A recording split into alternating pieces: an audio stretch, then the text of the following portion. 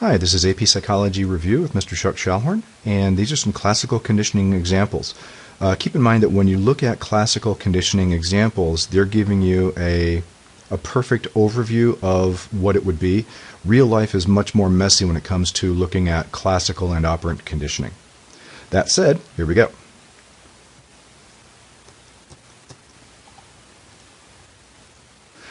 In the real world, classical conditioning does occur in the real world, but as you no doubt have figured out by now, but the problem is that the overlap exists with operant conditioning. One example is in advertising. Many beer ads prominently feature attractive young women wearing bikinis. The young women, the unconditioned stimulus, naturally elicit a favorable, mildly arousing feeling, unconditioned response in most men. The beer is simply associated with this effect. The same thing applies with the jingles and music that accompanies many advertisements.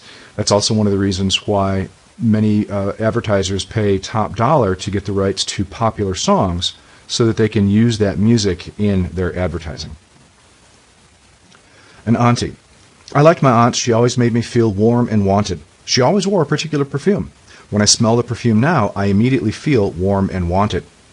And so can you identify the unconditioned stimulus, the unconditioned response, the conditioned stimulus, and the conditioned response? The smell of fresh bread baking makes my mouth water. This is probably the result of classical conditioning. In the past, the smell of the fresh bread immediately preceded putting a piece in my mouth, which causes salivation. Through the mechanism of classical conditioning, the smell itself comes to elicit salivation. Another cat example. I love cats. In order to be able to punish my cat even when I'm not near enough to reach him, I have paired the sound of a clicker with getting squirted with water. Now the sound of a clicker causes him to startle.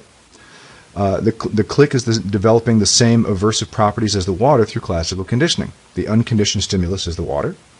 The unconditioned response is the jump, as in startle. The click starts out as a neutral stimulus, but becomes the conditioned stimulus capable of producing the conditioned jump response. And I actually do use a version of this with my cat, only it's a bottle of water when my cat is annoying me when I am trying to have my dinner.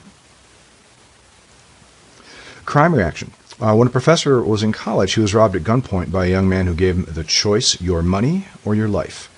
It was an unexpected and frightening experience.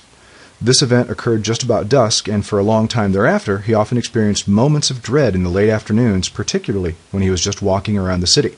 Even though he was quite safe, the lengthening shadows of the day were so strongly associated with the fear he experienced in the robbery that he could not help but feel the emotion all over again. With alcoholics, one way to treat alcoholics is to have them take a drug called Antabuse. If they ingest any alcohol at all, including cough syrup, they will have serious vomiting issues. The desire is to pair the vomiting with the alcoholic drink. So in this particular example, what is the unconditioned stimulus, unconditioned response, conditioned stimulus, and conditioned response?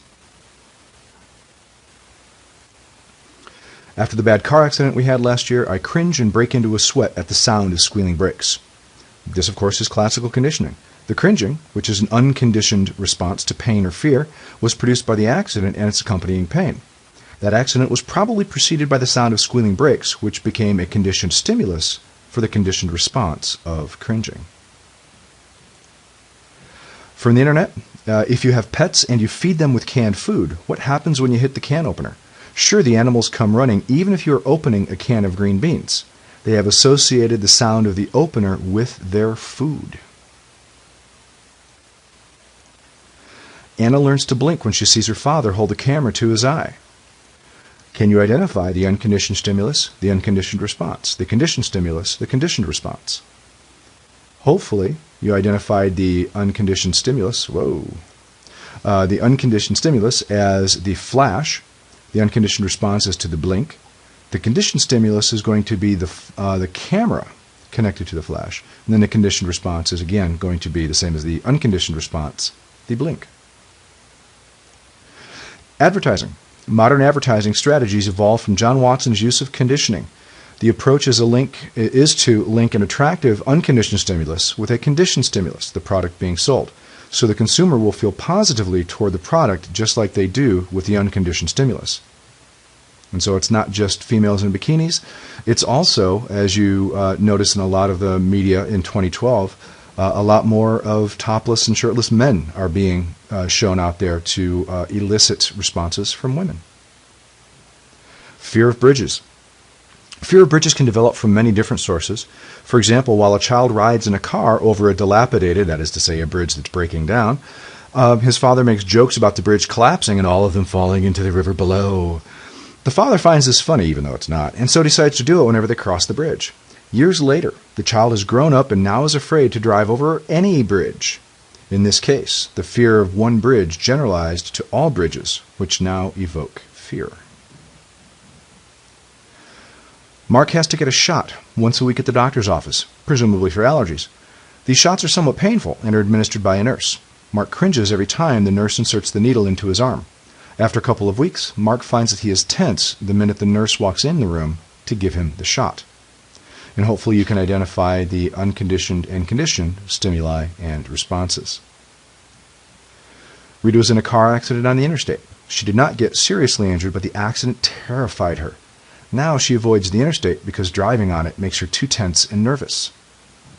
And there you go. Again, can you identify the various stimuli and response in this example?